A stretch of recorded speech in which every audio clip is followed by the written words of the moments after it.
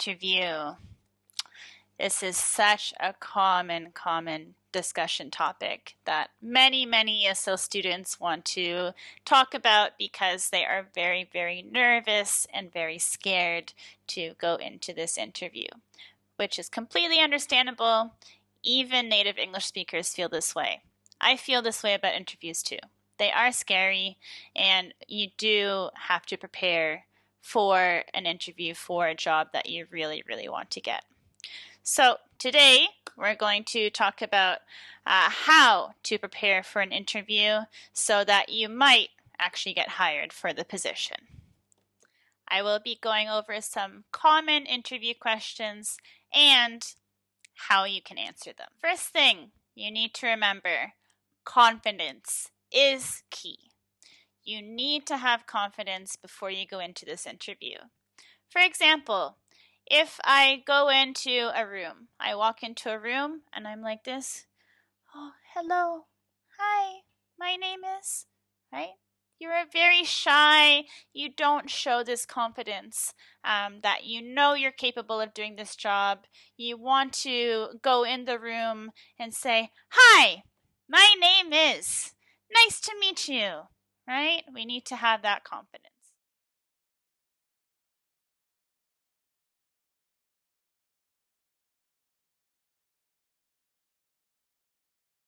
So, number one, the first thing they always ask from you, tell me a little bit about yourself, or take us through your resume, please.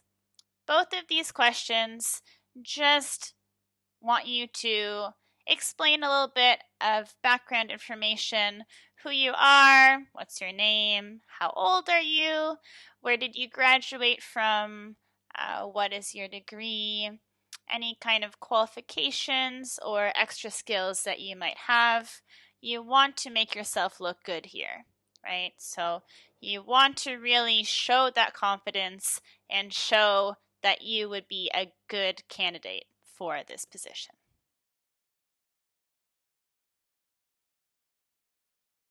Number two, what skills and qualifications do you have that are relevant to this position? Again, here we just talk more specifically about the skills and qualifications that we have that are relevant to the actual job you are applying for. If you have skills and qualifications in computer technology, but the job you are applying for does not have to do with computer technology, then this does not matter. You don't want to say this. You don't want to speak so confidently, I have this skill, when it's not required for the job. They will say, okay, that's great, good for you, but they want to hear things that are relevant to the actual job position, so they know that you would be a good candidate. Number three, what is your greatest strength / weakness? They will ask both. They will ask you to tell them about what you consider to be your best quality, the best thing you have to offer. This is your time to shine. You want to show them you are an amazing person. You are very qualified for this position, and you would be a great worker. And then for the weakness, this is a little bit tricky. We need to come up with a weakness that actually can be turned around into a positive strength. So, for example, you can say, I am overtly organized. I'm too organized sometimes, right? This isn't really a weakness, but you don't want to come out and say, oh, I'm terrible at this, right? Because this doesn't make you look good. You still want to look like you're a really good, qualified person for this job.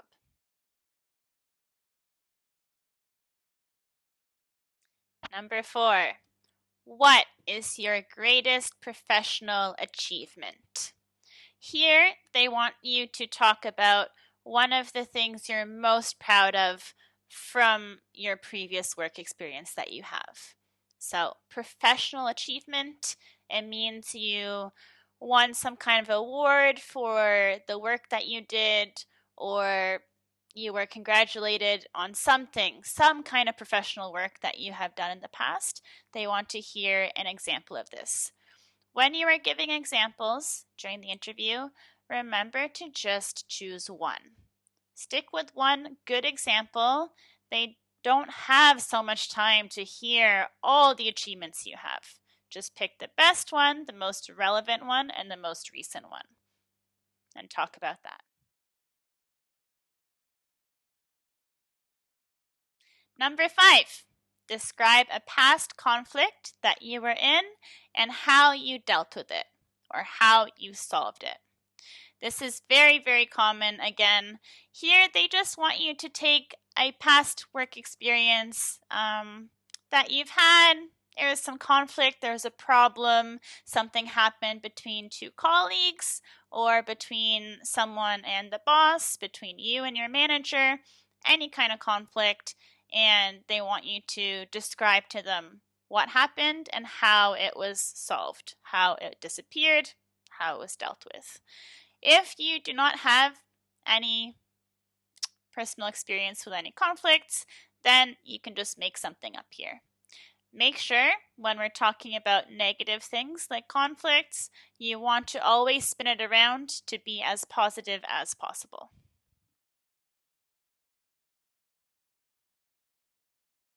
Number 6, where do you see yourself in 5 years from now, or where do you see yourself in the future? Here, they're asking about how you see yourself at the company in the long term. So they don't want you to go on, oh, in the future, I would like to be living in a different country. I'd love to travel. I'd love to get a dog. They want you to talk about your future within their company. A lot of jobs, they want to hire employees that will stay with them for a long period of time. So here you would say something along the lines of, I would like to improve, I would like to see myself as a manager in 5 years, I would like to see myself somewhere higher up in the company. And number 7, do you have any questions for us?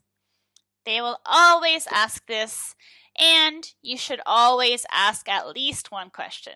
You should ask them something, because this shows that you're interested in this position. You want to hear back from them. You really want the job. If you do not ask any questions at the end, then it's just a little bit awkward. Okay, bye, thank you. And maybe you never hear from them again. So here you want to say something along the lines, when should I expect to hear from you? When should I expect a call? Or if I receive this position, when could I start? All of these questions show that you're very, very invested in this job position and that you really, really want it.